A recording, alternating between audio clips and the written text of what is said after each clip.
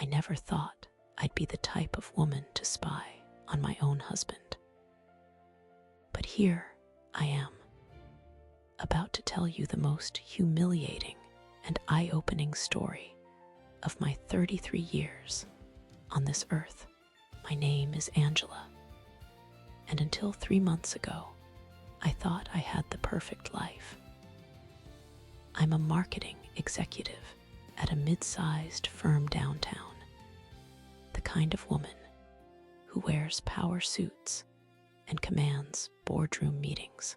Andrew, my husband of 10 years, is a successful architect who designs those sleek office buildings you see sprouting up everywhere. We have an 8-year-old daughter, Emma, who's the light of our lives. Our marriage had hit what I'd call a comfortable plateau. You know the kind. We were more like roommates than lovers, passing each other in hallways with quick pecks on cheeks, discussing grocery lists and Emma's soccer schedule instead of our dreams and desires. Andrew worked late most nights, and I was buried in campaign launches and client presentations. The spark hadn't died exactly, but it had dimmed to barely a flicker. That's when I decided we needed help with Emma. My mother had been watching her after school, but at 75, she was getting tired. I posted an ad online for a babysitter, expecting to find some responsible teenager to pick up Emma from school and help with homework. I wasn't expecting Rebecca. She walked into our living room on that Tuesday afternoon in early September, and I immediately understood why she'd gotten perfect ratings from every family she'd worked for. Rebecca was 22, a junior at the local university studying elementary education. But more than her credentials, she had this magnetic energy that filled our usually quiet house. "Mrs. Patterson, your home is absolutely gorgeous," she said, her voice like honey as she admired our renovation work. "Did you design this yourself?" Andrew, who had come home early specifically to meet potential babysitters, practically beamed. "Actually, I'm an architect. I did redesign the whole first floor." Rebecca's eyes lit up with what seemed like genuine interest. "Really? That's so fascinating. I've always been drawn to men with creative minds." She was beautiful in that effortless way that only 22-year-olds can manage. Long honey blonde hair that caught the afternoon sunlight streaming through our windows. Bright blue eyes that sparkled when she smiled. And a figure that made my gym membership feel like a complete waste of money. She wore black yoga pants that hugged every curve and a fitted white crop top that showed just a hint of toned midriff. What struck me most was how naturally she moved through our space, like she belonged there. When Emma bounded down the stairs, Rebecca knelt to her level, and I watched my usually shy daughter warm up to her instantly. "You must be Emma. I love your princess dress. Is that Elsa from Frozen?" Emma giggled and launched into an elaborate explanation of her costume collection. Rebecca listened with rapt attention, asking questions and gasping at all the right moments. Andrew leaned against the kitchen counter, watching the interaction with a smile I hadn't seen in months. "She's perfect," he murmured to me, but his eyes never left Rebecca. During the interview, Rebecca somehow managed to include Andrew in every conversation. When I asked about her experience with homework help, she turned to him and said, "I bet Emma gets her intelligence from her daddy. You can just tell he's brilliant." Andrew actually blushed. My 40-year-old husband blushed like a schoolboy. When Rebecca mentioned she was studying child psychology, Andrew perked up even more. That's incredible. The psychology behind design is something I think about constantly in my work. Oh my God, yes. Rebecca leaned forward, her hand briefly touching Andrew's forearm. I'd love to hear more about that sometime. The intersection of environment and behavior is so fascinating. I felt something twist in my stomach, but I pushed it aside. She was just being friendly, right? Enthusiastic about her field of study. Rebecca got the job, obviously. She started the very next week, picking up Emma from school Monday through Friday and staying until 6:30 when Andrew or I got home. Sometimes both of us arrived around the same time, and I noticed how Rebecca always seemed to linger when Andrew was there. "How was your day, Mr. Patterson?" she'd ask, settling onto our couch with Emma curled beside her. "You look stressed. This job market must be so demanding for architects." Andrew would sink into his favorite chair, his tie loosened and sleeves rolled up, and somehow Rebecca would draw out stories about his projects, his frustrations with difficult clients, his creative process. She listened with the kind of focused attention I realized I hadn't given him in years. "You're so talented," she'd say, her voice soft with admiration. "Emma's lucky to have such a creative, successful father." I'd watch from the kitchen as I prepared dinner, noticing how Rebecca's yoga pants seemed to hug her curves just a little tighter each day, how her crop tops got just a touch shorter when she'd get up to help Emma with something. She'd stretch languidly, her arms above her head, and I'd catch Andrew's eyes following the line of her body. She had this habit of tucking her hair behind her ear when she talked to him, tilting her head just so when she laughed at his jokes. And she laughed at all of them, even the ones that weren't funny. She'd touch his arm or shoulder, just briefly, just enough to make contact. "Andrew's been so much happier lately," I mentioned to my friend Sarah over coffee one Saturday. "I think having Rebecca help with Emma has taken some pressure off." But even as I said it, I wondered if that was really the reason for his improved mood. He'd started working out again, updating his wardrobe, spending extra time on his appearance in the mornings. When I complimented his new cologne, he just shrugged and said he felt like making an effort again. Rebecca started staying later too. "Oh, I don't mind helping with dinner," she'd say when I'd suggest she could leave early.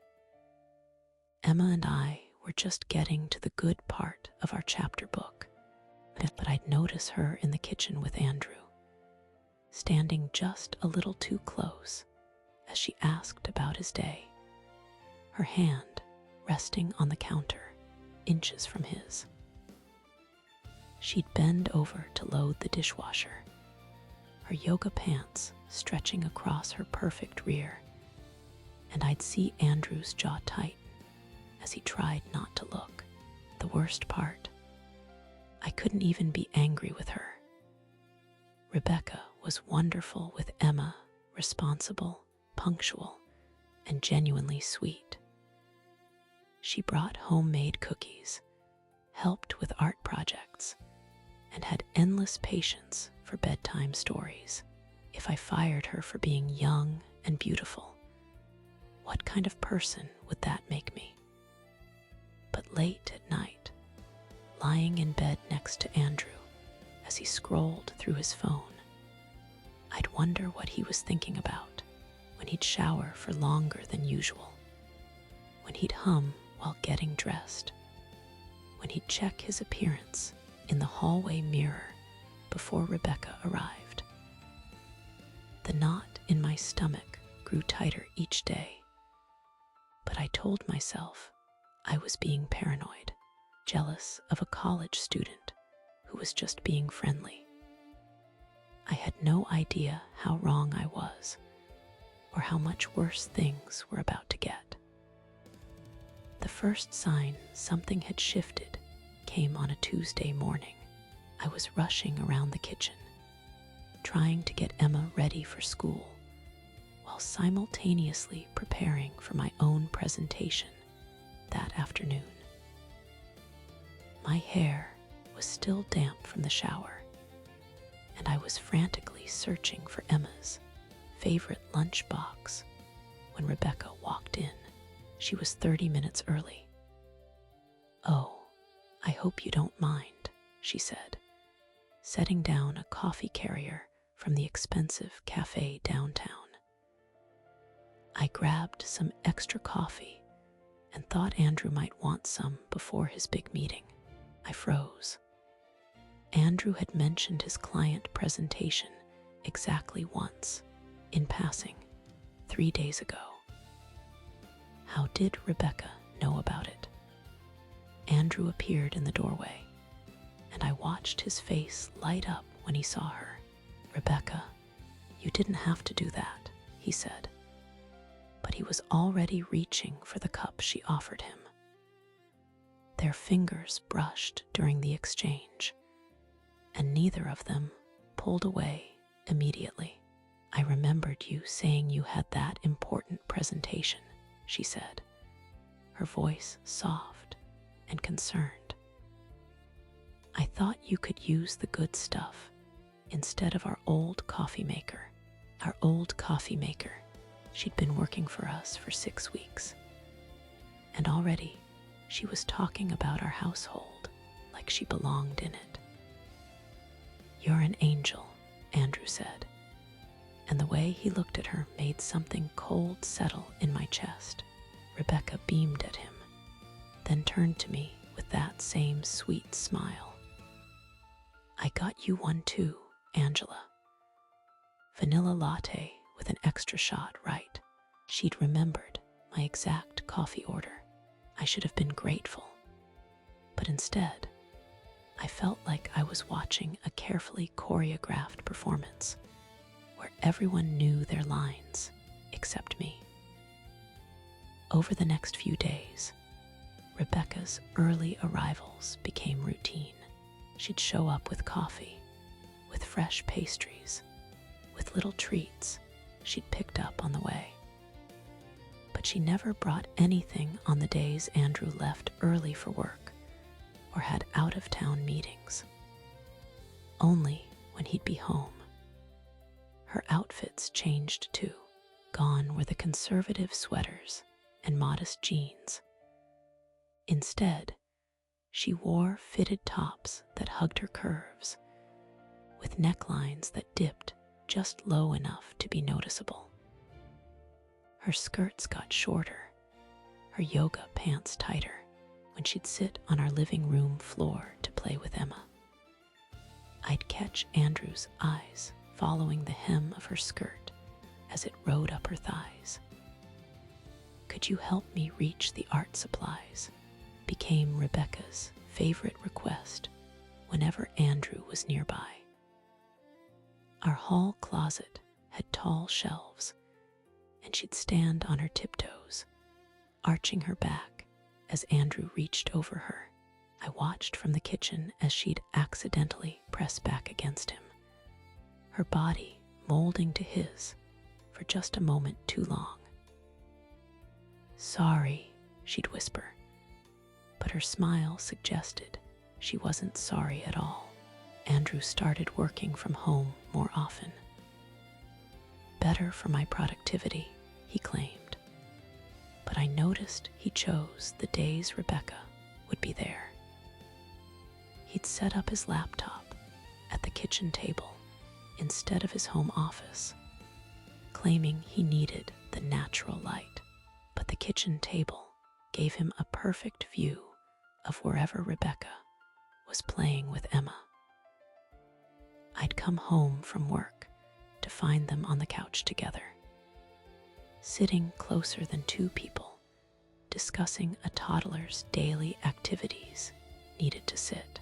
Rebecca would have her legs tucked under her, turned toward Andrew, hanging on every word as he told her about his day. She'd rest her hand on his arm when she laughed, let it linger just a beat too long. "Andrew's been telling me about his college days," she'd say when I walked in. "He was quite the athlete, wasn't he?" The way she said it, with that admiring tone and those wide eyes, made me want to scream. When had Andrew started sharing stories about his past with our babysitter?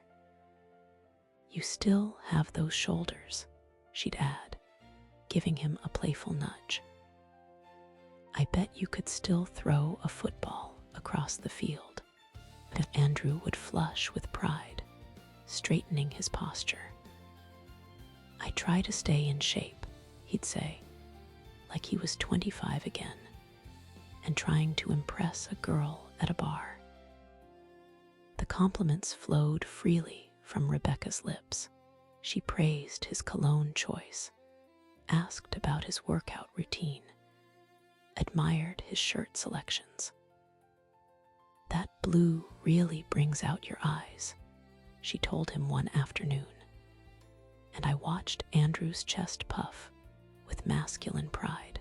But it was the intimate conversations that really got to me.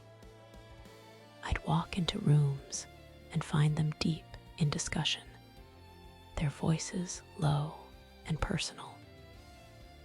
Rebecca started sharing her problems, stress about school, issues with her roommate, concerns about her future. And Andrew, my Andrew, became her confidant, her protector, her wise older advisor. "Rebecca's having some trouble with her economics professor," he'd tell me later. "The guy sounds like a real creep." I told her she should report him. When had Andrew become so invested in Rebecca's academic life? The worst moment came on a Thursday evening. I'd worked late and came home to find the house unusually quiet. Emma was already asleep, and I could hear voices from the living room, low, intimate murmurs that made my stomach clench. I crept toward the doorway and peered around the corner. Andrew and Rebecca were sitting on our couch, much closer than necessary. She had tears in her eyes, and Andrew was leaning toward her, his hand resting on her knee. "It's just so hard sometimes," Rebecca was saying, her voice breaking slightly. "I feel so alone in this city. My family's so far away, and I don't really have anyone to talk to about real things. You know, you can always talk to me," Andrew said softly, his thumb moving in small circles on her knee. "About anything." Rebecca looked up at him with those enormous blue eyes, vulnerability written across her perfect face. "You're so understanding, Andrew. Angela's really lucky to have someone like you." At the way she said my name, like an afterthought, like I was the obstacle standing between them, and something beautiful made my blood boil. Andrew's other hand came up to brush a tear from her cheek, and the gesture was so tender, so intimate, that I had to grip the doorframe to keep from gasping out loud. "Hey," he whispered, and his voice had that gentle, protective tone he used to use only with me. "Everything's going to be okay." They stayed like that for a moment that felt like eternity. Him cradling her face, her gazing up at him with absolute trust, and something that looked dangerously like adoration. I backed away from the doorway, my heart hammering so hard I was sure they'd hear it. In my own kitchen, I stood gripping the counter, trying to process what I'd just witnessed. This wasn't innocent anymore. This wasn't just a young woman being friendly or a man being kind. This was something else entirely. Something charged and dangerous, and heading toward a cliff I couldn't see the bottom of. If you're hooked on this story, subscribe so you don't miss what happens next. Because what I discovered in the following days changed everything I thought I knew about my marriage. That night, lying in bed next to Andrew, I listened to his breathing and wondered if he was thinking about her. When he rolled over and draped his arm across my waist, something he hadn't done in months, I wondered if he was pretending I was someone else, someone younger, someone who looked at him like he hung the moon, someone who needed him in ways I'd forgotten how to need anyone. I stared at the ceiling until dawn, knowing that whatever was happening between Andrew and Rebecca, it was far from over, and I had no idea how to stop it without destroying everything we'd built together. But I was about to find out just how far they were willing to go, and how much I was willing to forgive. The next morning, Andrew hummed while making coffee, actually hummed. He'd even styled his hair differently, using that expensive gel I'd bought him months ago that had sat untouched in our bathroom drawer. "You seem happy," I said, watching him move around our kitchen with an energy I hadn't seen in years. "Just a good night's sleep," he replied, but he wouldn't meet my eyes. "Rebecca's coming early today. She mentioned wanting to help with the kids' art project." Of course she was. I made a decision that felt both necessary and terrible. After dropping the kids at school, I drove to the electronics store downtown. The sales clerk, a young man with kind eyes, helped me select a small wireless camera. "For security," he asked. "Something like that." Back home, I installed it in our bedroom, hidden behind a picture frame on my dresser. My hands shook as I adjusted the angle. I was crossing a line I'd never imagined crossing, but I needed to know the truth. That afternoon, I announced I had an unexpected client meeting. "I'll be back around 6, I told Andrew, watching his face carefully. "Rebecca can handle pickup, right?" "Of course," he said too quickly. "Take your time." Instead of leaving, I parked 3 blocks away and opened the camera app on my phone. My heart raced as our bedroom came into view on the small screen.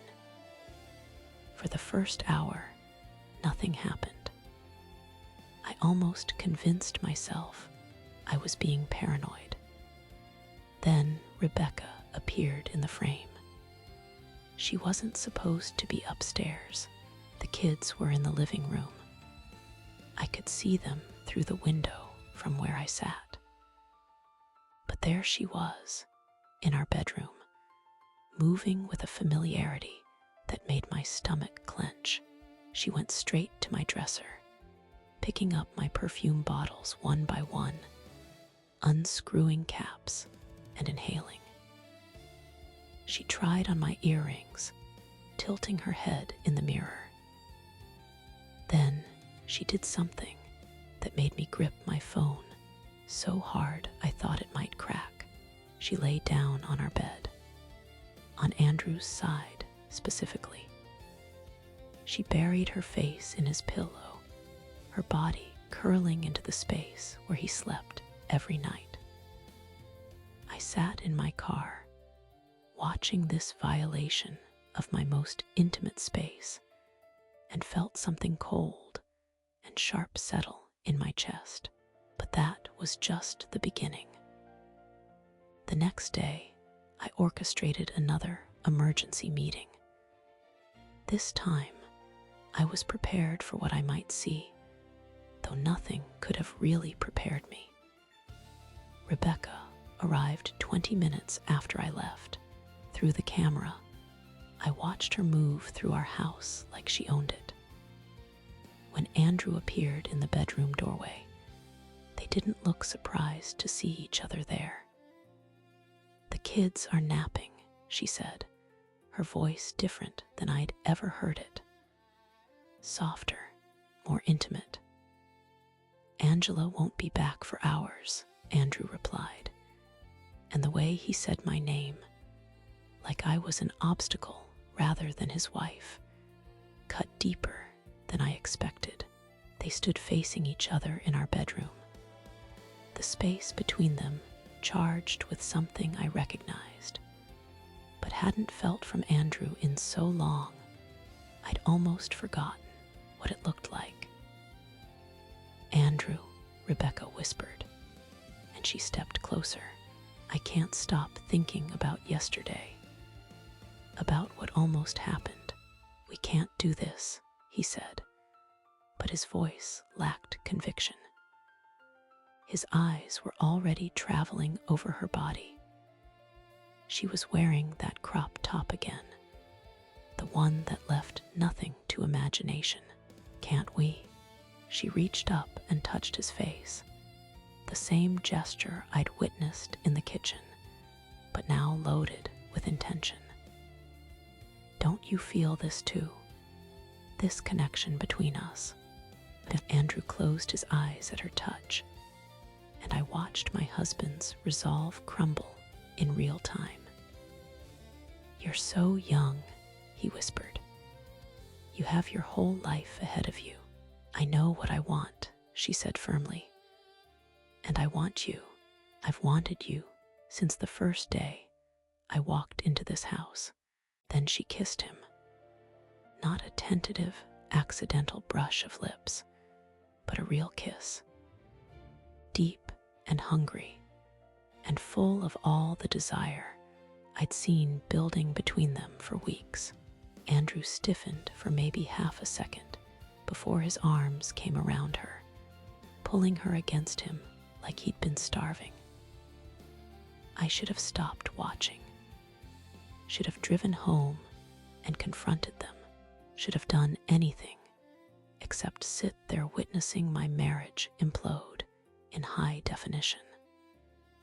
But I couldn't look away. Rebecca's hands found the buttons of Andrew's shirt while he kissed her neck, her throat, the hollow between her collarbones. She made soft sounds that echoed through my phone speaker.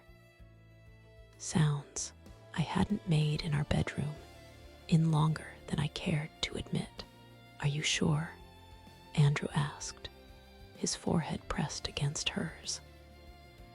"I've never been more sure of anything," she breathed.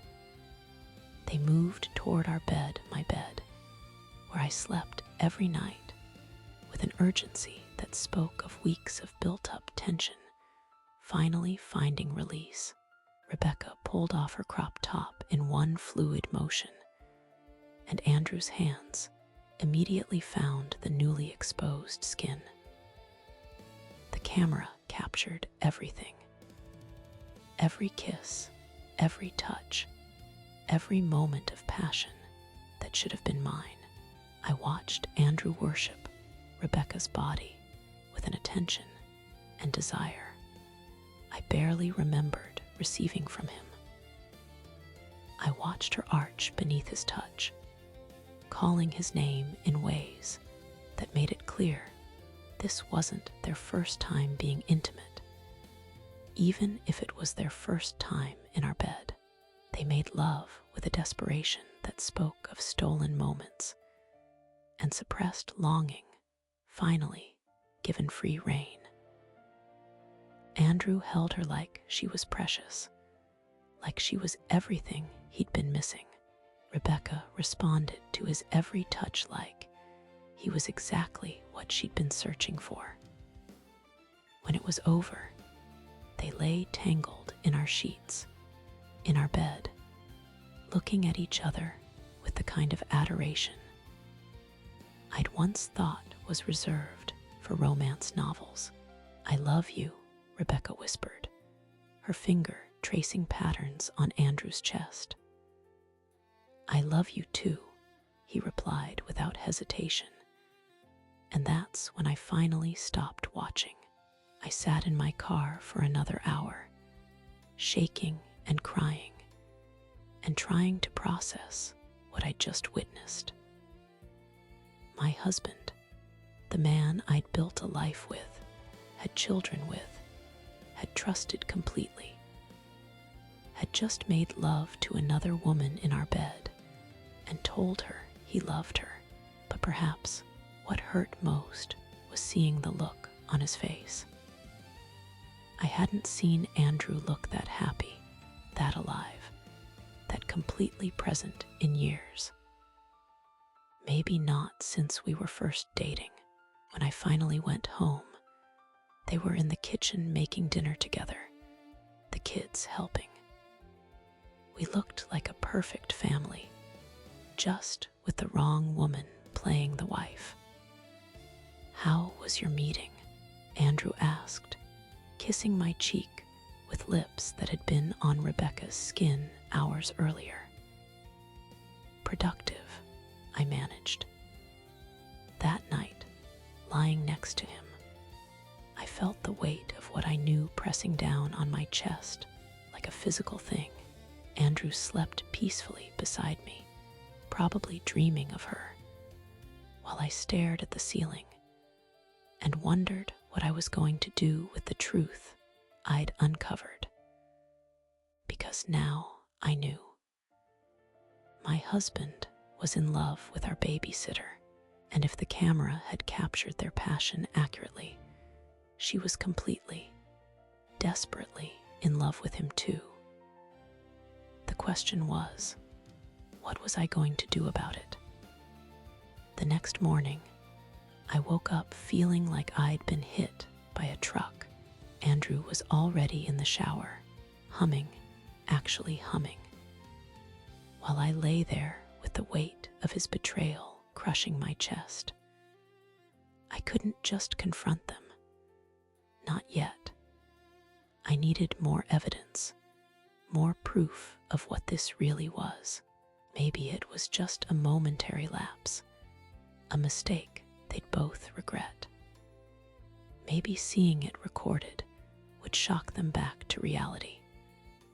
So I kept the camera running. Andrew started working from home more often. "Big project coming up," he'd say, settling into his office with his laptop.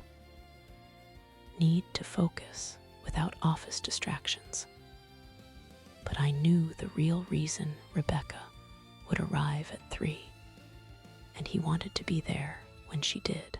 I watched them through that tiny lens, and what I saw made my stomach turn. They weren't even trying to hide it anymore. The second the kids went down for their naps, Andrew would emerge from his office like he'd been waiting for his cue. "How was your day?" he'd ask Rebecca, pulling her into his arms right there in our living room. "Better now," she'd whisper, standing on her toes to kiss him. I watched him lift her onto our kitchen counter, watched her wrap her legs around his waist while they kissed like teenagers. I watched him carry her upstairs to our bedroom, and close the door behind them.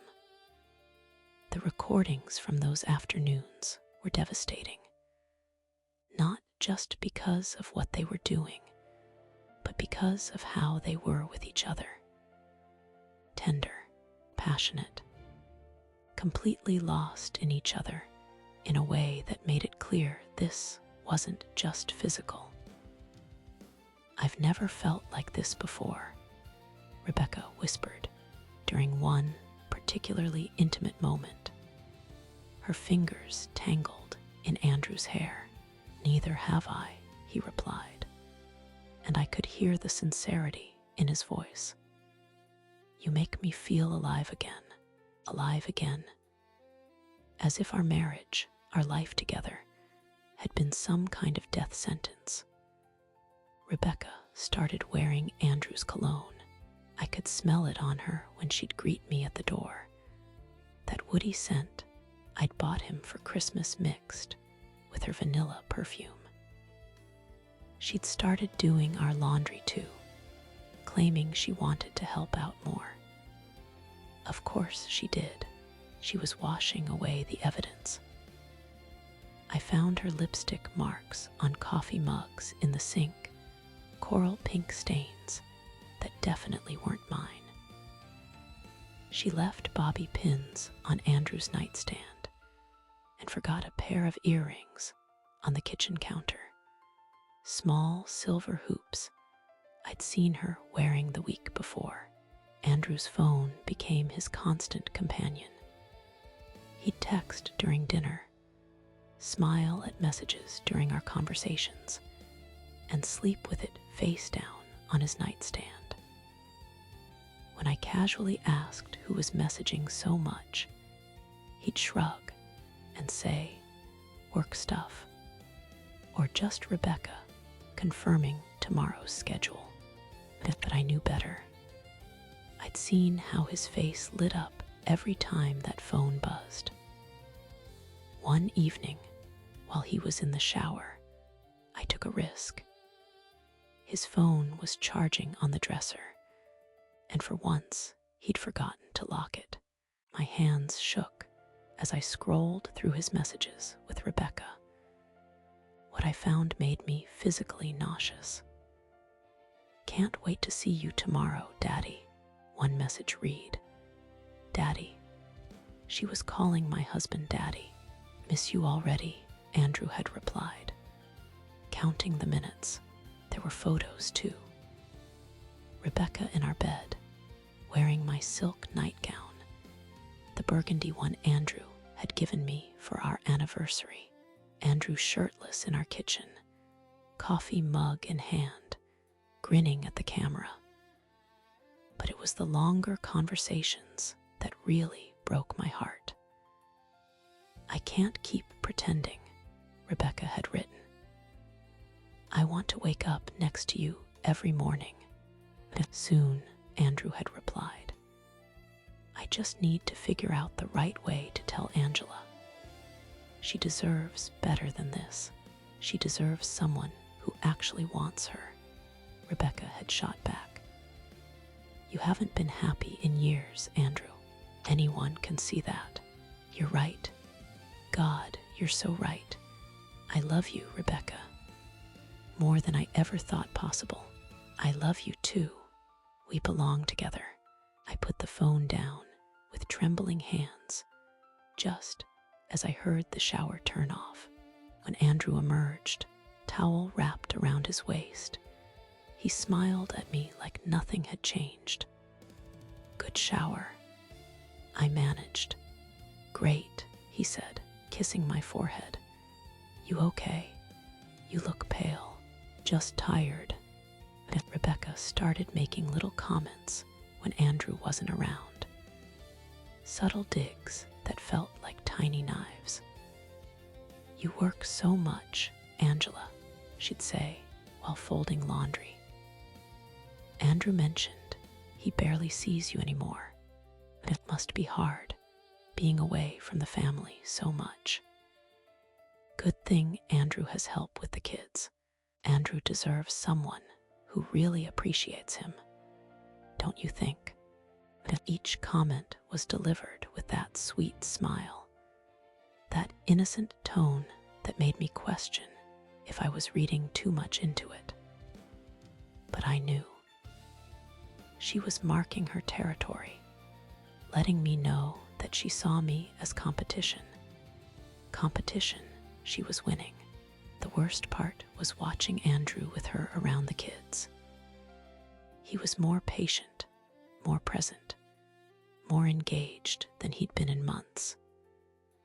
He'd help Emma with her homework while Rebecca played with the baby. And they'd all laugh together like they were already a family. I started coming home early, making excuses to leave work, hoping to catch them off guard. But they were careful. If I walked in unexpectedly, I'd find Andrew in his office and Rebecca in the living room with the kids, both looking perfectly innocent, except for the flush in Rebecca's cheeks and the way Andrew couldn't quite meet my eyes. The camera caught what I couldn't see in person. Andrew pulling Rebecca into the laundry room for quick kisses, Rebecca wearing nothing but Andrew's dress shirt while making lunch. The two of them in our shower, Andrew's hands in Rebecca's hair while she pressed against the tiles I cleaned every Sunday. They were using our entire house as their playground, and I was funding it. One particularly brutal recording showed Rebecca wearing my wedding lingerie, the white lace set I'd worn on our honeymoon. She was posing in our bedroom mirror while Andrew watched from the bed.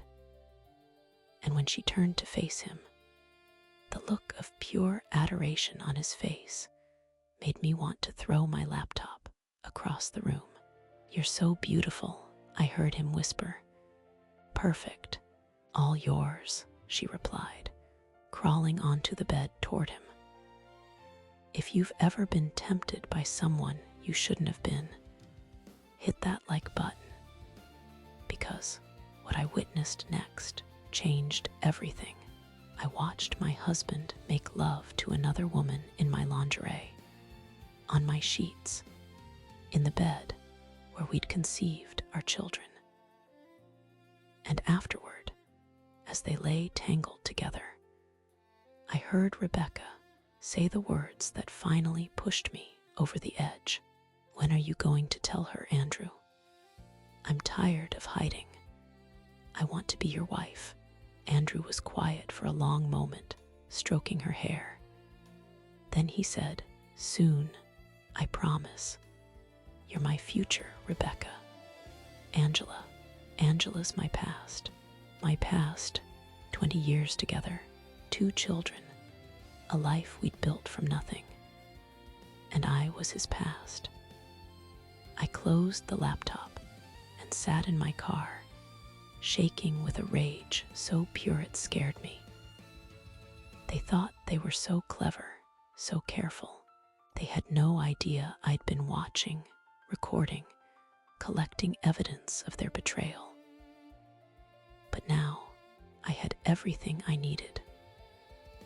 Hours of footage, screenshots of their messages, proof of their affair that would hold up in any court. The question was no longer what I was going to do about it. The question was how much they were going to regret underestimating me. The next morning, I couldn't concentrate at work. Every time I closed my eyes, I saw Rebecca's satisfied smile as she told Andrew she wanted to be his wife. I saw the tender way he stroked her hair. I heard him calling me his past. By lunch, I couldn't take it anymore. I drove home, telling myself I just needed to grab some documents. But really, I needed to see if there was anything else, any other evidence of how thoroughly they'd betrayed me. The house was empty. Rebecca wouldn't arrive until 3 to pick up Emma from school. I had time.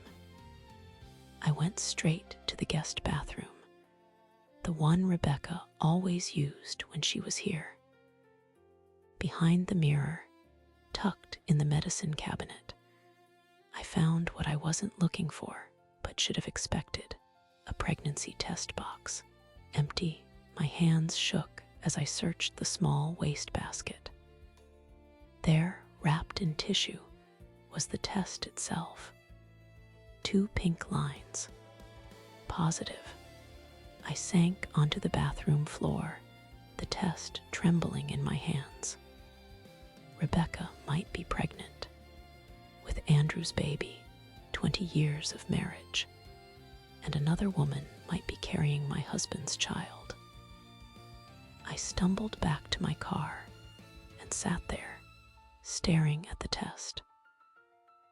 My phone rang, Andrew calling to check if I'd made it to the office safely, like he did every morning, the caring husband routine, while he was planning a future with someone else.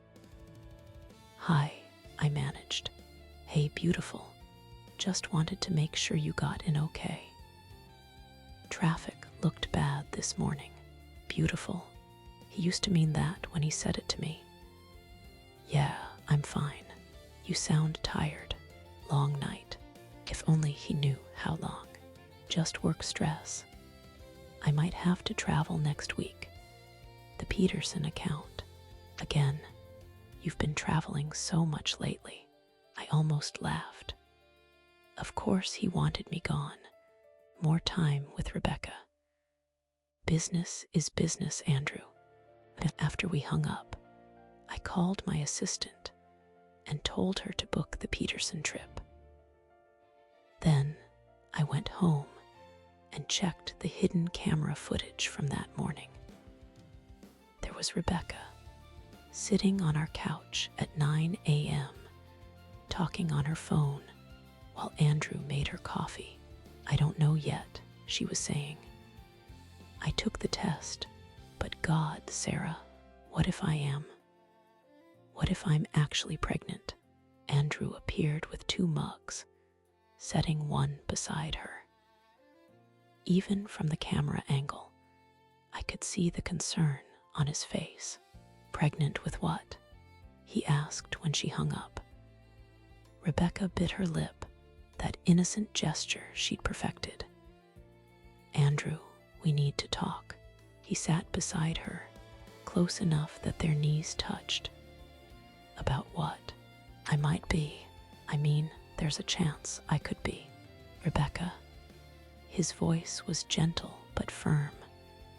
"What are you trying to tell me?" She pulled the test from her purse. I watched my husband's face go white. "Oh God," he whispered. "Are you sure?" "If 2 lines means yes." She was crying now, those perfect tears that made men want to protect her. "I'm scared, Andrew." "What are we going to do?" Andrew pulled her against him, and I watched him kiss the top of her head. "We'll figure it out. But Angela can never know. Not yet. Not until." "Until what?" "Until I figure out how to handle this." Rebecca pulled back to look at him. "Handle what? Me? The baby? Or your wife?" "All of it. I need time to think." I fast-forwarded through the footage, my stomach churning. There were hours of them talking, planning, Andrew making calls to what sounded like a lawyer. At one point, he handed Rebecca a credit card. "For whatever you need," he said. "Appointments, clothes, whatever makes you comfortable." She kissed him then, slow and deep, her hand moving to her still flat stomach. "I love you," she whispered against his lips. "I love you too, both of you." I ran to the bathroom and threw up. That evening, I pretended everything was normal. I made dinner, helped Emma with homework, listened to Jake complain about his math teacher. Andrew was distracted, checking his phone constantly. "Everything okay?" I asked as we cleaned up. "Just work stuff. You know how it is, liar." The next few days passed in a blur of forced normalcy. I confirmed the Peterson trip, telling Andrew I'd be gone Thursday through Sunday. His relief was barely concealed. "4 days?" he asked, trying to sound disappointed. "Big client. You know how it is." I threw his own words back at him. On Wednesday, I did something I'd never done before. I hired a private investigator, someone to watch the house while I was supposedly away. But really, I canceled my trip and checked into a hotel across town. Thursday afternoon, my phone buzzed with photos from the pie. Rebecca arriving with a suitcase. Rebecca and Andrew embracing in the doorway. Rebecca wearing one of my dresses to dinner. Friday brought more photos. Shopping bags from Victoria's Secret. A jewelry store receipt forwarded to my email. Andrew had bought Rebecca a diamond necklace, the same store where he'd bought my engagement ring 15 years ago. Saturday night, I couldn't stand it anymore. I drove to the house, parking down the street where they couldn't see my car, through the living room window. I watched them dancing to music I couldn't hear. Rebecca was wearing my burgundy silk robe, the one Andrew had given me for our anniversary. They looked like a couple, like they belonged together. Sunday morning, I made my decision.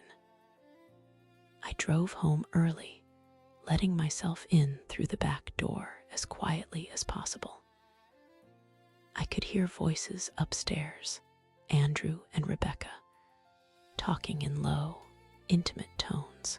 I crept up the stairs and positioned myself where I could see into our bedroom. Rebecca was sitting at my vanity, using my makeup, wearing my silk robe. Andrew was behind her, fastening the diamond necklace around her neck. "It's beautiful," she said, meeting his eyes in the mirror. "Almost as beautiful as the future we're going to have." "Our future," he corrected, kissing her neck. "You, me, and the baby." She turned in his arms. "When do I get to stop hiding? When do I get to be the woman of this house?" "Soon," he promised. "I just need to find the right way to tell Angela. The right time. There's never going to be a right time, Andrew. She's going to hate us, no matter what. I know, but I owe her some consideration. 20 years of marriage." Rebecca's expression hardened slightly. 20 years of being wrong for each other. 20 years of settling. "We're not settling, Andrew. This is real." I'd heard enough. I walked downstairs and out the front door, then rang the doorbell like I'd just arrived home. Footsteps on the stairs, hushed whispers. Then Andrew appeared at the door in his bathrobe, hair disheveled, guilt written across his face. Angela, you're back early. Flight got in sooner than expected, I said, stepping past him into my own house. That's when I saw her. Rebecca, coming down the stairs in my silk robe, her hair tousled, that diamond necklace glinting at her throat. She had the audacity to smile at me, not embarrassed or ashamed, but smug, victorious. "Hi, Mrs. Martinez," she said sweetly. Andrew asked me to stay over. The kids had a sleepover, and he didn't want to be alone. But the lie was so smooth, so practiced, that I almost admired her skill. Almost. "In my robe," I said quietly. Her smile faltered for just a moment. "Oh, this." Andrew said I could borrow it. I spilled coffee on my shirt. Another lie, but the way Andrew was looking between us, the panic in his eyes, told me he knew that I knew. 20 years of marriage, and it had come to this: my husband's pregnant mistress wearing my clothes in my house, lying to my face with a diamond necklace he'd bought her around her throat. "I see," I said, my voice eerily calm. "Well, I'm back now. I'm sure you'll want to get home." Rebecca glanced at Andrew, waiting for him to defend her, to choose her. But Andrew just stood there, frozen. "Of course," Rebecca said finally, that sweet smile returning. "I'll just go change," as she walked back upstairs, swaying her hips in my robe. I realized something that chilled me to the bone. She wasn't just stealing my husband. She was systematically replacing me. And the worst part, she was winning. The silence that followed Rebecca's exit upstairs was deafening. Andrew stood in our entryway, still in yesterday's clothes, looking like a man caught between two worlds. His hair was disheveled, his shirt wrinkled, and I could smell her perfume on him from 3 feet away. "Angela, I can explain. Can you?" I pulled out my phone, my hands surprisingly steady, because I have something I think you'll find interesting. I pressed play on the first video. The sound of his voice filled our foyer, Andrew's voice, but husky with desire I hadn't heard in years. "God, Rebecca, you're so beautiful, so perfect." Andrew's face went white. "Where did you?" "Hidden camera," I said simply. Amazing what technology can do these days.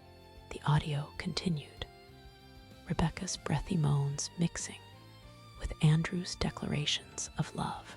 I watched my husband's shoulders slump as he heard himself telling another woman he loved her in our bed. "Turn it off," he whispered. "Why?"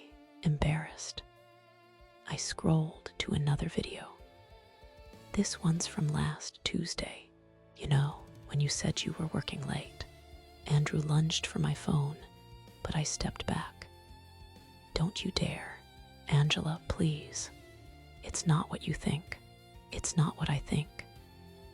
My voice rose. "What I think is that my husband of 20 years has been fucking our babysitter in our bed while I'm out of town, earning money for this family. What I think is that you've been telling her you love her while lying to my face every single night." "What exactly am I wrong about, Andrew?" He ran his hands through his hair, pacing. It happened. I never meant for it to." "Bullshit." I played another clip. Andrew's voice again. "When Angela's in New York next week, you should just stay here. Move in properly." "I never said that," he started, but his voice died as he heard his own words. "You're right," I said. "You didn't just say it. You planned it. You've been planning to replace me with a 22-year-old girl." Andrew finally looked at me, really looked at me, and I saw something break in his expression. "You're never here, Angela. You're always working, always traveling. When was the last time we had a real conversation? When was the last time you looked at me the way she does? So this is my fault." "No, that's not." He struggled with the words. "Rebecca makes me feel alive again. Young, like I matter. You matter to our children. You matter to this family. Do I?" His voice cracked. "Or do I just matter as the guy who pays the bills while you build your empire?" I stared at him. 20 years, and he thought so little of what we'd built together. "She's probably pregnant," I said quietly. Andrew's face went ashen. "What?" I reached into my purse and pulled out the pregnancy test I'd found in Rebecca's things. I threw it at his feet, found it in her bag, along with the jewelry you've been buying her, the hotel receipts, the credit card statements. Andrew picked up the test with shaking hands. We used protection. Apparently not always. I scrolled through more videos on my phone.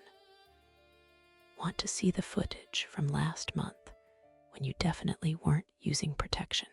"Stop," he whispered. "Were you planning to leave me for her?" The question hung in the air like a blade. Andrew was quiet for a long moment. I don't know, maybe.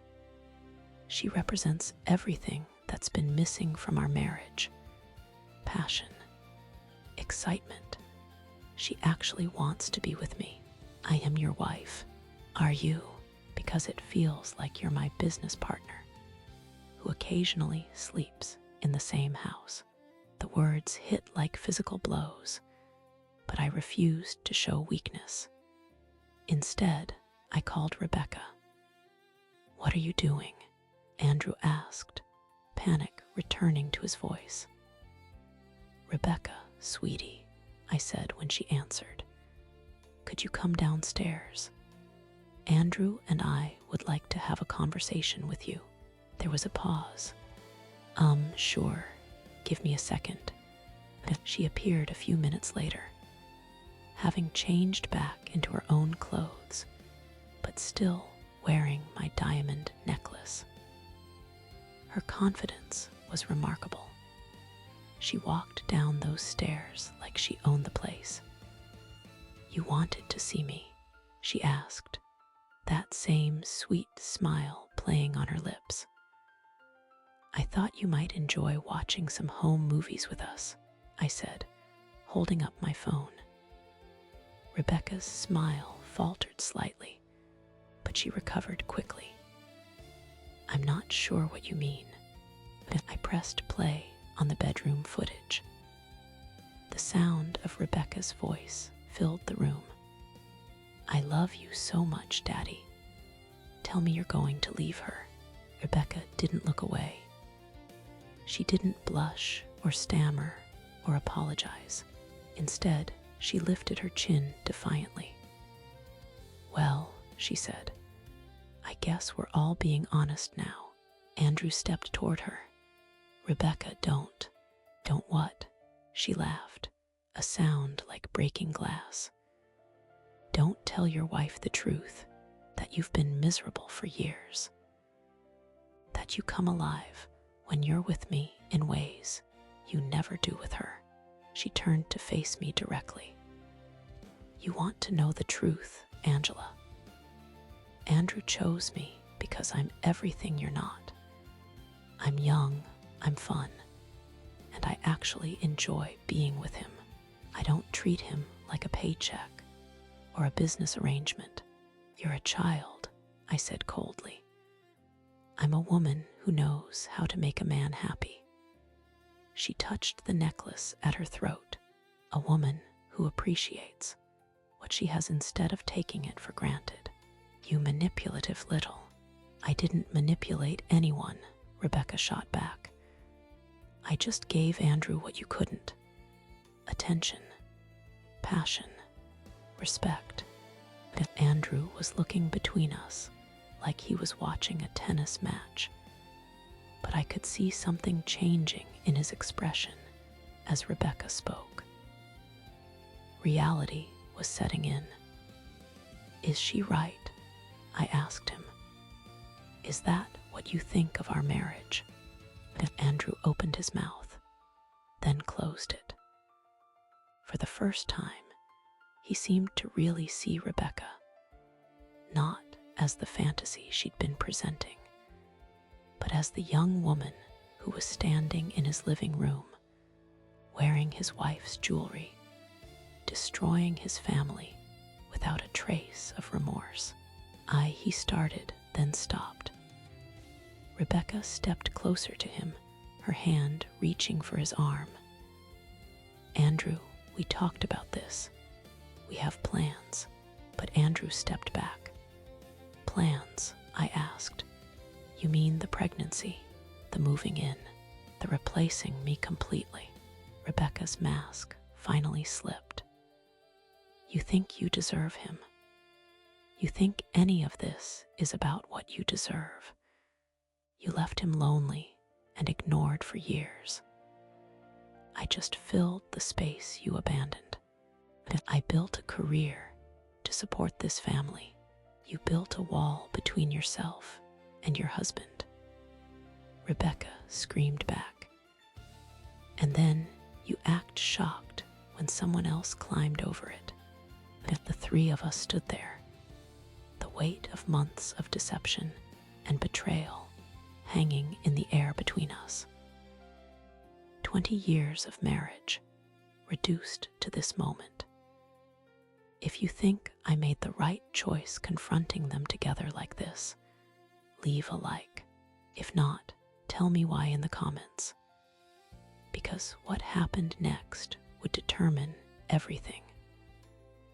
The silence stretched between us like a chasm. Rebecca's words hung in the air, accusations that cut deeper than I wanted to admit. Maybe there was truth in them, buried beneath the cruelty. Get out, I said quietly, my voice steadier than I felt. Rebecca, get out of my house. You're fired. Rebecca's eyes flashed. You can't just. I can and I am. Take off my jewelry, leave my robe, and get out. Now, she looked to Andrew for support, but he was staring at the floor, his hands shaking. The fantasy was crumbling, and we could all feel it. Andrew, Rebecca's voice cracked for the first time. He looked up, and I saw something I hadn't seen in months' clarity. You should go, Rebecca. Angela's right. The betrayal on Rebecca's face was almost satisfying. Almost. She yanked off my diamond earrings, letting them clatter to the hardwood floor, then untied the silk robe and let it fall in a burgundy puddle at her feet. Standing there in her lace lingerie, she looked younger, more vulnerable. You'll regret this, she said to Andrew, her voice cold again. Both of you, after she left. Andrew and I stood in our living room like strangers. The house felt different, contaminated by secrets and lies. I'll sleep in the guest room, he said. Good. That night, I changed every lock in the house. The sound of the drill echoed through our home like gunshots. Each new bolt a barrier between our old life and whatever came next. The next morning, Emma bounced into the kitchen asking where Rebecca was. She won't be babysitting anymore, sweetheart, I said, pouring her cereal. But why? Did I do something wrong? Andrew appeared in the doorway, looking like he hadn't slept. His hair was messy, his shirt wrinkled, and there were dark circles under his eyes that made him look older. "No, baby," he said, his voice rough. "You didn't do anything wrong."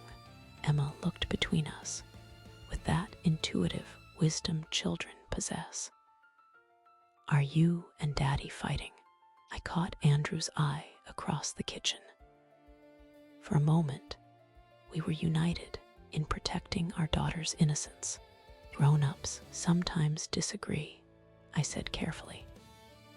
"But we both love you very much." After Emma left for school, Andrew tried to approach me. "Angela, we need to talk." "Do we?" I was loading the dishwasher with unnecessary force, the plates clattering. "I think everything was said pretty clearly last night. It wasn't love," he said desperately. "What I felt for Rebecca, it was just attraction, excitement.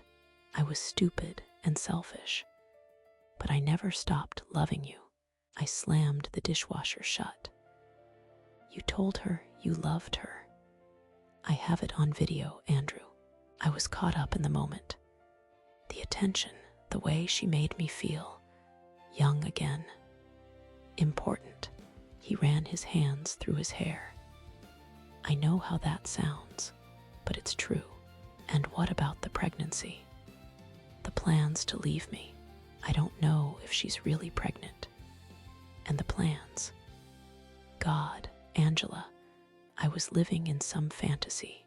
You recording everything. It made me see how pathetic I looked. I wanted to believe him." The familiar ache in my chest when he said my name. The way his cologne still made my pulse quicken, even in my anger. 20 years of marriage don't disappear overnight. But trust, that was shattered. Andrew showed me his phone, Rebecca's number blocked, her social media accounts removed. I cut all contact. "I swear to you, it's over." I thought that would be the end of it. I was wrong. Rebecca didn't disappear quietly. She showed up at Andrew's office that Tuesday, wearing the black dress I'd seen her in countless times. His secretary called to warn me. "She's demanding to see him," Martha said. Security had to escort her out. Then came the photos. Intimate pictures of Andrew and Rebecca together, sent to my phone with messages like, "He was happier with me," and "You'll never satisfy him like I did." I blocked her number, but she created new accounts. The harassment escalated when she threatened to post their intimate videos online. "She's lost it," Andrew said when I showed him the messages. We were sitting in our kitchen, the same space where Rebecca had served him coffee, where she'd worn my robe. "I'll get a restraining order. Will you?" I asked. "Or is this secretly flattering to your ego?" The hurt in his eyes looked genuine. "Angela, please. I know I destroyed everything, but don't think I wanted this chaos." I called my sister that night. "Leave him," Sarah said without hesitation. 20 years or not, some betrayals are unforgivable. But my mother disagreed. "Marriage is work, honey. People make mistakes. If he's truly remorseful." I consulted a divorce lawyer.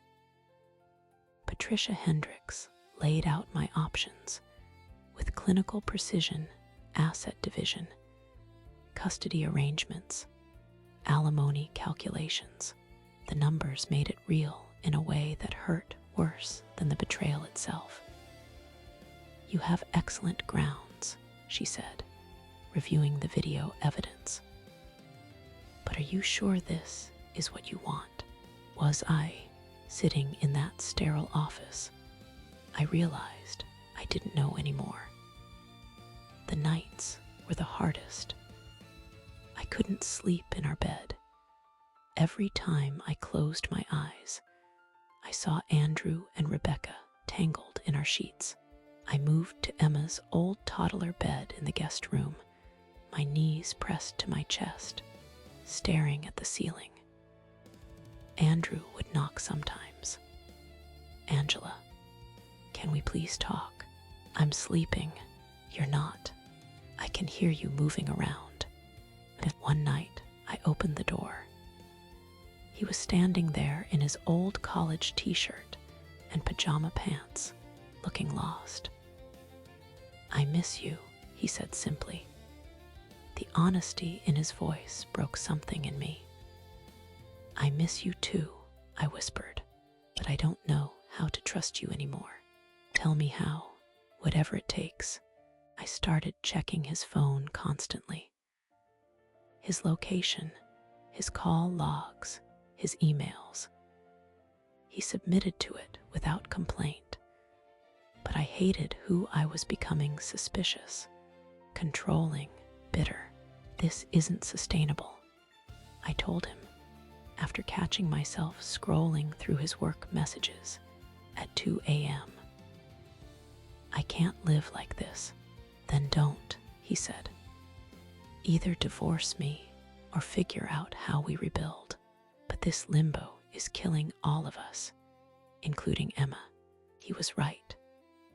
Emma had started wetting the bed again, something she hadn't done in years. She'd ask why Daddy looked so sad, why Mommy cried in the bathroom, why nobody smiled anymore. 2 weeks after the confrontation, I found Andrew in our bedroom, our real bedroom, sitting on the edge of the bed with his head in his hands. I dream about her sometimes, he said, without looking up, and I wake up hating myself for it. The confession should have destroyed me. Instead, it felt like the first honest thing he'd said since this began.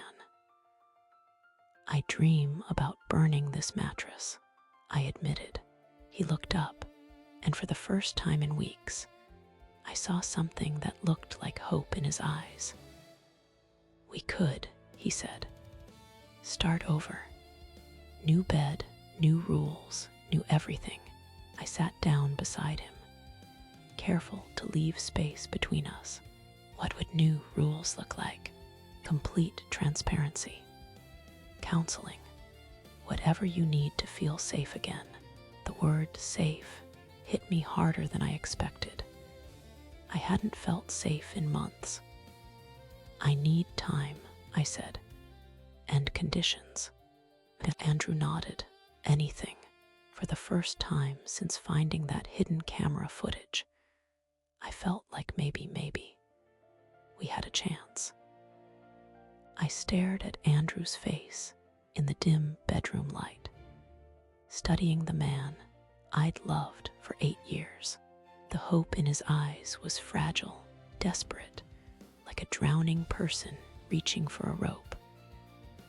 I need to know everything, I said finally. Not just about Rebecca, about us, about what went so wrong that you could fall in love with someone else in our own home. Andrew's shoulders sagged. He ran his hands through his hair, a gesture I'd seen him make thousands of times, but tonight it looked different. Defeated. I was lonely, he whispered. God, that sounds so pathetic, but it's true. You were working 16-hour days, traveling constantly. When you were home, you were on your phone, checking emails, planning the next deal. But the words stung because they were true. I'd thrown myself into work after Emma started school, hungry to reclaim the career ambitions I'd put on hold. Success had become intoxicating. Each closed deal, each promotion, each recognition feeding something inside me that I hadn't even realized was starving. "That doesn't excuse what you did," I said, but without the venom that had colored every conversation for weeks. "Nothing excuses it," Andrew agreed. When Rebecca started paying attention to me, really listening when I talked about work stress, laughing at my jokes, asking about my day like it mattered, it felt like being seen again. I watched him struggle with the words, seeing the shame write itself across his features. "She made me feel young," he continued, "like I was still attractive, still interesting, when she started touching my arm, standing close enough that I could smell her perfume. I should have stopped it. I knew where it was heading. Why didn't you?" The question came out smaller than I intended. "Because I was selfish," Andrew said, meeting my eyes for the first time. "Because it felt good to want someone who wanted me back. Because I convinced myself you wouldn't care. You were so focused on everything else." Silence stretched between us. Outside, I could hear the neighbor's dog barking, the distant hum of traffic. Normal sounds from a world that felt anything but normal. "The pregnancy scare," I said finally. "Was it real?" Andrew's face crumpled. "She lied. The whole thing was manipulation. She thought if I believed she was carrying my baby, I'd leave you faster. When I hesitated, when I started having doubts about what we were doing, she got desperate. The revelation should have brought relief, but instead I felt hollow. Rebecca had been willing to fake a pregnancy to steal my husband. The calculated cruelty of it took my breath away. "I need you to understand something," Andrew said, shifting closer on the bed. Not touching, but close enough that I could feel his warmth. "What I felt for Rebecca, it wasn't love. It was infatuation, ego, midlife stupidity. But what I feel for you," he paused, searching for words. "You're the mother of my child. You're the woman who held my hand when my father died, who celebrated every promotion, who built this life with me. Rebecca was fantasy. Your reality, messy, complicated, real reality. And I almost threw it all away for something that was never going to last." I felt tears threatening again. But these were different from the angry, bitter tears I'd cried for weeks. These felt cleaner somehow. "I loved you so much that I took you for granted," I admitted. "I assumed you'd always be there while I chased everything else. I stopped seeing you too." "This isn't your fault," Andrew said quickly. "Don't do that. I made the choice to betray you. I made the choice to bring another woman into our bed, into our home. You working hard didn't cause that." He was right, but I needed him to understand the whole truth. "I became someone I didn't recognize," I continued. "So focused on external validation that I stopped nurturing what mattered most. I stopped being a wife and became a roommate who occasionally had sex with you." Andrew flinched at the bluntness, but didn't argue. "We both failed," I said, "but only one of us cheated. Only one of us fell in love with someone else." Andrew agreed. Only one of us brought shame into this house, traumatized our daughter, destroyed 8 years of trust. The self-loathing in his voice was so raw it made me ache. Despite everything, I didn't want him to hate himself. I wanted him to be better. If we do this, I said carefully, if we try to rebuild, it can't be the same marriage we had before. That marriage created the conditions for this to happen. Andrew nodded eagerly. Whatever you need, couples therapy, individual therapy, complete access to my phone, my email, my schedule. I'll quit my job if you want me to find something with less travel. I don't want you to quit your job, I said. I want you to want to save our marriage enough that you'd offer to quit your job.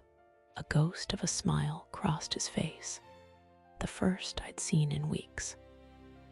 I need time, I continued. Real time to decide if I can forgive you.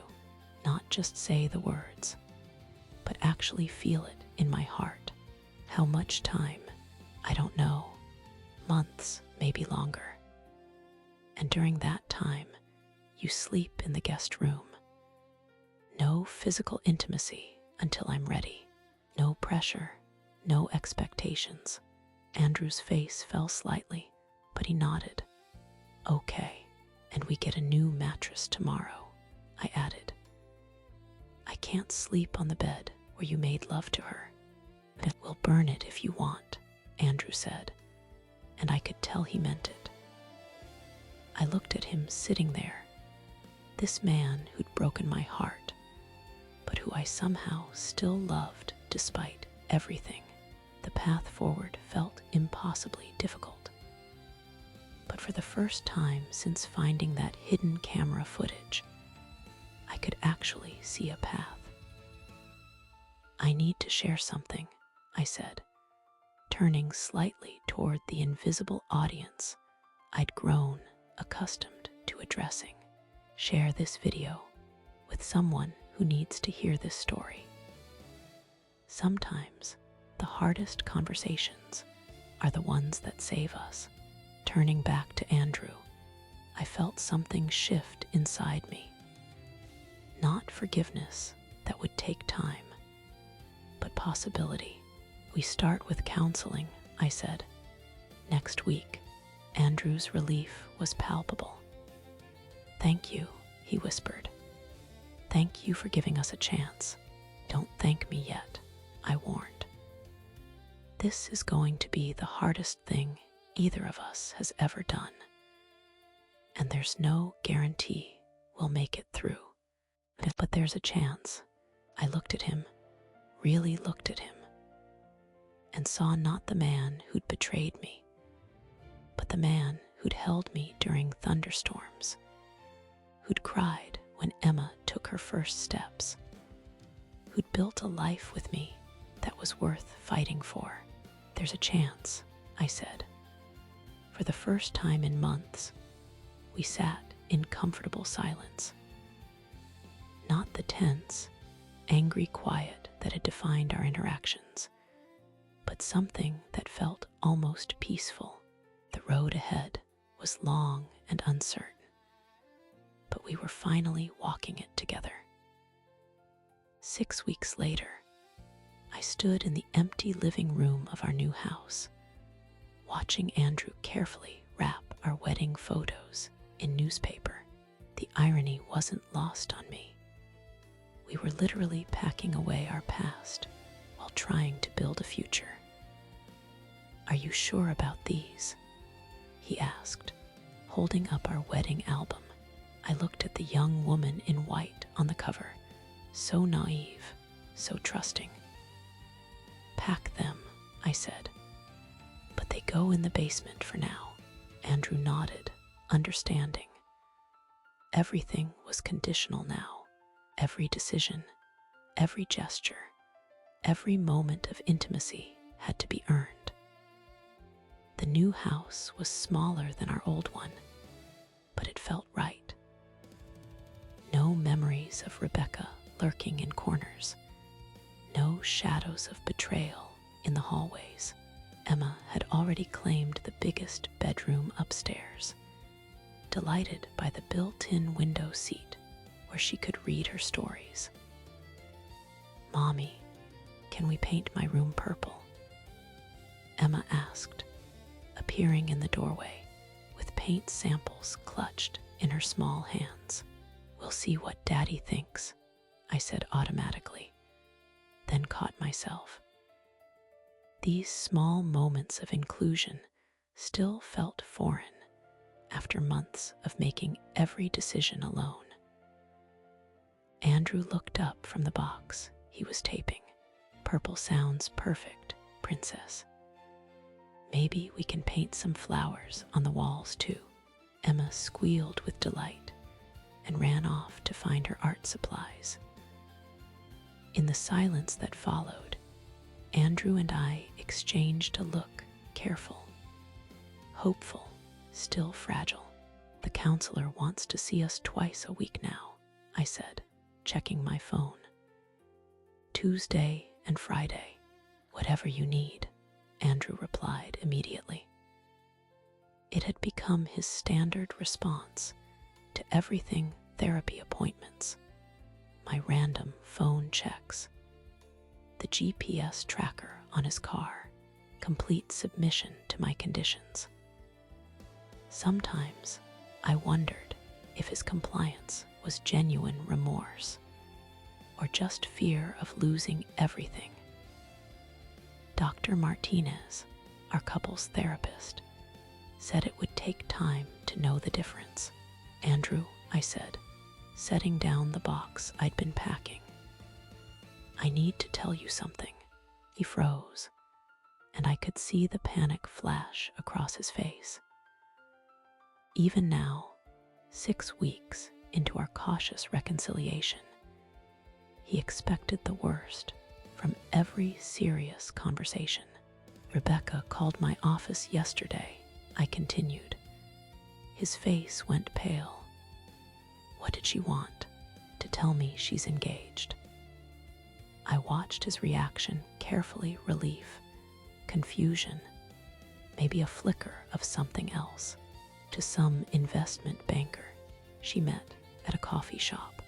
Andrew sat heavily on a moving box. "How do you feel about that?" It was such a therapist question. Dr. Martinez had trained us both to ask about feelings instead of making assumptions. "Relieved," I said honestly, "and a little sorry for him." Andrew almost smiled at that, then caught himself. Humor was still dangerous territory for us. "She also said she was sorry," I added. "For what it's worth." "It's worth nothing," Andrew said firmly. "Her apology doesn't change what we did. The we still stung sometimes." But Dr. Martinez said healing meant accepting Andrew's ownership of his choices, not minimizing them. My phone buzzed with our daily check-in reminder. Another condition of our reconciliation.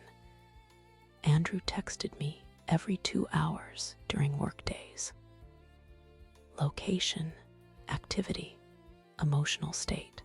Some of my friends thought it was excessive, but I needed the constant reassurance that he was choosing me, choosing us, every single moment.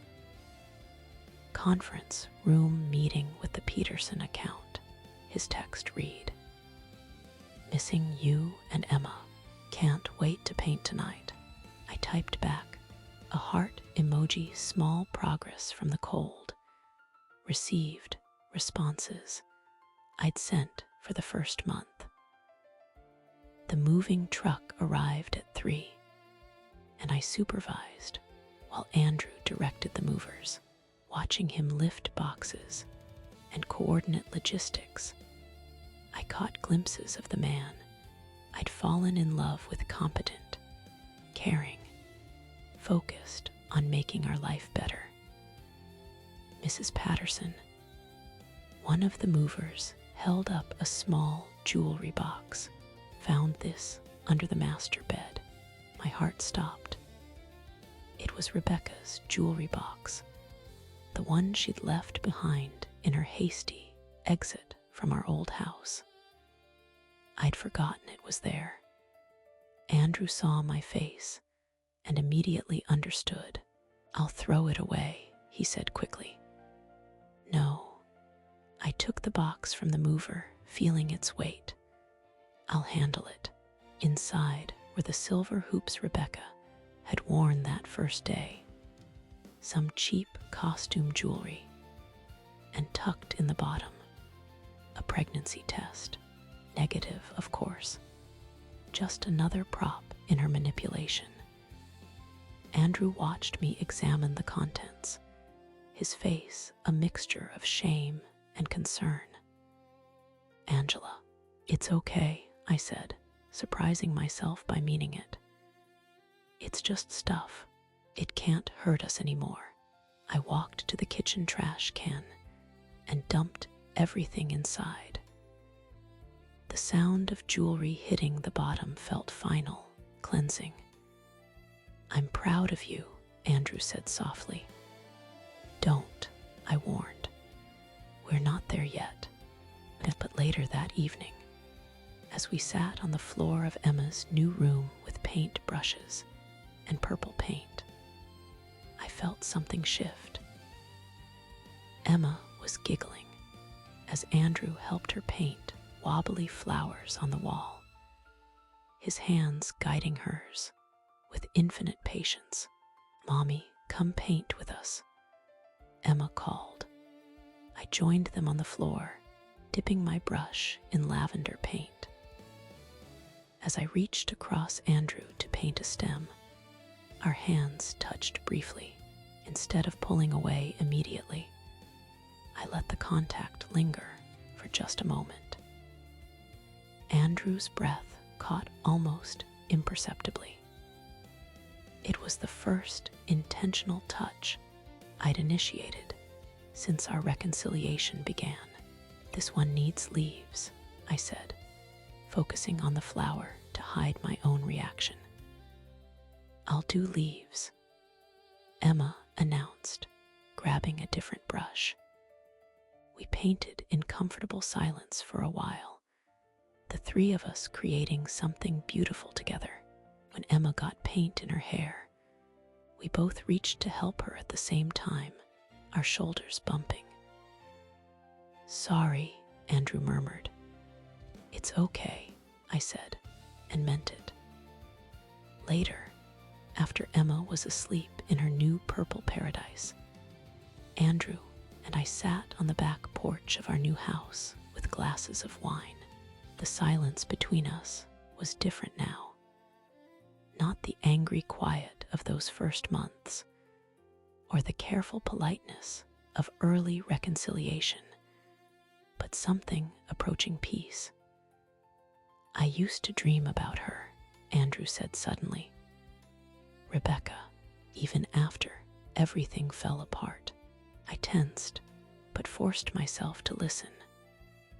Dr. Martinez said honesty, even painful honesty, was essential.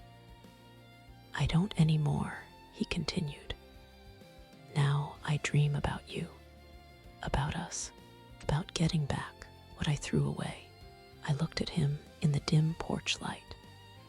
This man who'd shattered my world and was now trying so desperately to piece it back together. He looked older, worn down by guilt and the constant work of rebuilding trust. But there was something in his eyes I hadn't seen since, before Rebecca, hope tempered by hard-earned wisdom. "I still check your phone," I admitted, even though I know the passwords now. "I know," he said. "It's okay. Check it as much as you need to. I might always need to. Then I'll always let you." We sat in silence again, but it felt different now. Not comfortable exactly, but not painful either. Just Real, Andrew, I said finally. I think we're going to make it. He turned to look at me, surprise and relief flooding his face. Really, really, I said. Not the same as before, better, stronger. With eyes wide open, for the first time in months, Andrew smiled, really smiled. And I found myself smiling back. We weren't the naive couple who'd exchanged vows 8 years ago. We were something new, something harder one, something worth fighting for.